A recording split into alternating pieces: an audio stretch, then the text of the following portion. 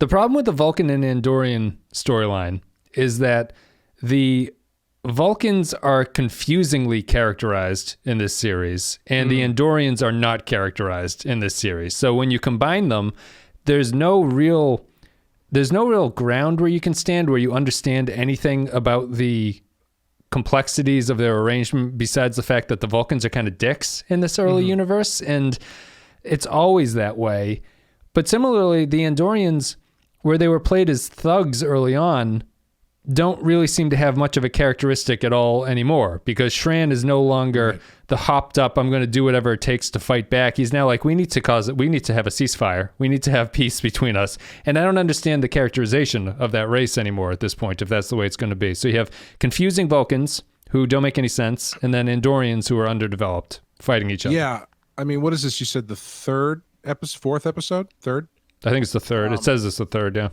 Having little to no prior experience with the Andorians, I don't know what they're about at all after 3 episodes of Andorian stuff. Like, they just seem to be angry at the Vulcans about something.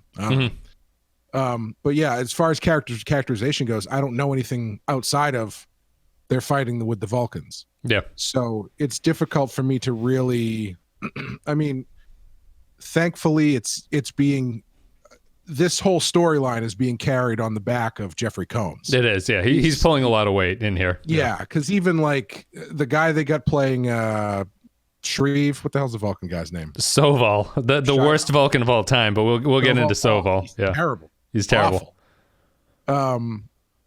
He's not really bringing any heat, and T'Pol isn't really doing anything in this episode, and so it's basically Shran and his second in command there.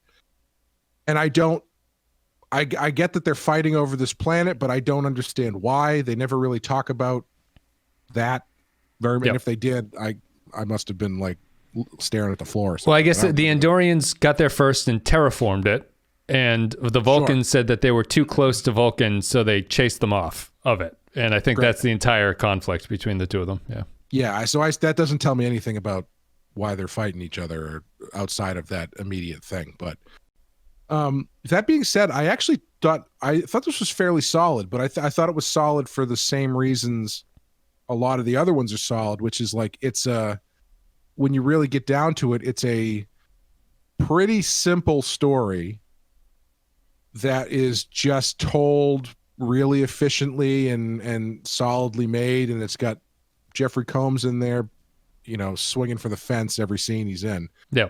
I don't know how it's possible you can see his veins through all of that blue makeup, but you can. We haven't talked about the, to interrupt, but just a small point.